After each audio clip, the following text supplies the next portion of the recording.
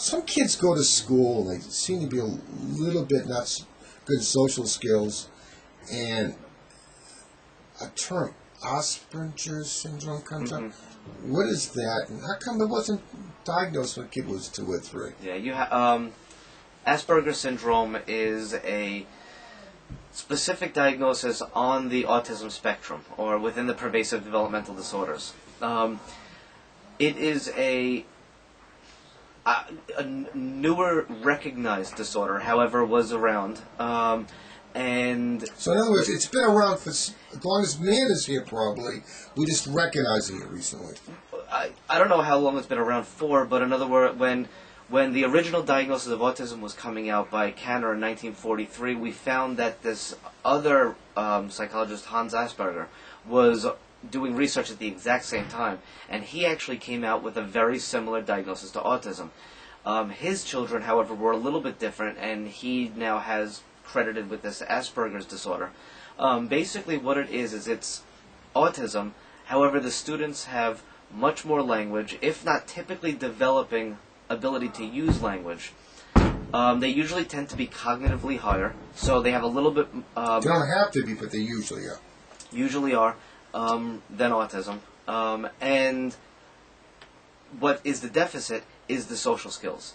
Seems to be where the deficits lie. So even though they have an ability to use language, they tend to use the language non-socially. They have non-social routines. They get hooked into individualized interests that other people don't have, and just an inability to socialize appropriately with others in the environment. If that diagnosis is made, what can we do about it?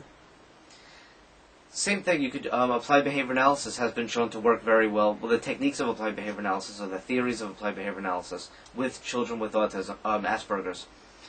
However, with children with Asperger's, what they're finding now is you could actually use more of a cognitive behavioral approach. So use a little bit more traditional type counseling methods mixed in with applied behavior analysis, and definitely social skills training. They definitely need a lot of social skills training groups, not necessarily individual counseling sessions, but group sessions. Interaction with typical peers would be very important with a younger child diagnosed with Asperger's disorder. There are probably some adults who have never been diagnosed that probably have the condition that are probably functioning in society. Is that true? Definitely. There are. In fact, there's a idea out there that a lot of people that are in certain professions might be diagnosed Asperger's. The more isolated professions, the more technical professions. Whether or not that's true, we really don't know. They're undiagnosed individuals. However, there's no reason why a person with Asperger's cannot find their niche in society. So in other words, they just find the job that suits them, they find the education that suits them, and they're okay with the socialization that they have. They're okay with their life the way it is. Now that's where sometimes the cognitive behavioral counseling, emotional counseling might come into play, because if you have a person with Asperger's who's not okay with their lack of social skills, who's not okay with the job roles that they might be more successful at giving their diagnosis, you can have comorbid depression issues, anxiety issues, and that might need some professional assistance. Some people get this label, don't like the label, but the purpose of it is not to label you with something, is to see if we can find a bunch of people with similar type of problems, and if we can see that, maybe we can make some progress in treatments. These therapies that will come up down the road can't be successful if we don't put a group of people with similar characteristics together. And with the internet, a lot of people are diagnosing themselves because they start hearing about something that maybe their doctors didn't even know about. Is that true? Yeah, I wouldn't say that. I wouldn't say that a label is necessarily a bad thing, and I wouldn't say that people with Asperger's and parents of children with autism don't want the label. Well, obviously you don't want the label. You didn't want the disorder. However, I've talked to a lot of parents. I've talked to a lot of people with Asperger's disorder, and actually, once they get that label, it's almost like a feeling of relief. Yes, they found out what the problem is. They finally found it out. Now that they found it out, now they could go seek therapy. Now they can have at least a course of action, and they could figure out a prognosis for themselves or for their child. And probably if you look at anybody, everybody has something. When no one's perfect, but in this particular situation, if we can get the right label, there's a lot of good things that can happen to improve the quality of your life. Is that true? Definitely, because then you could actually now seek out the services that you need.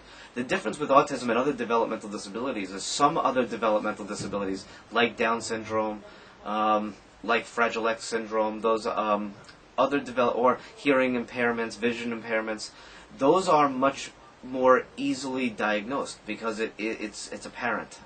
And once it's apparent, the parents, there is no searching, there's no seeking for what is the difficulties with my child. It's just kind of, it is what it is from birth. We found it out, we deal with it, and we seek the appropriate therapies. People with autism, or even more so people with a diagnosis of Asperger's, there's much more this period of time where there's this searching out for a diagnosis, and maybe it's this and then it's not that, and maybe it's this and then it's not that, and that makes it much more difficult and delays treatment, and along with that, other professionals not being upfront with possible diagnoses. So even pediatricians or child development specialists not being upfront with the fact that autism seems likely in this child, because who wants to necessarily tell a parent that? That's not going to be an easy conversation. So it is difficult for doctors to be the bearer of bad news too.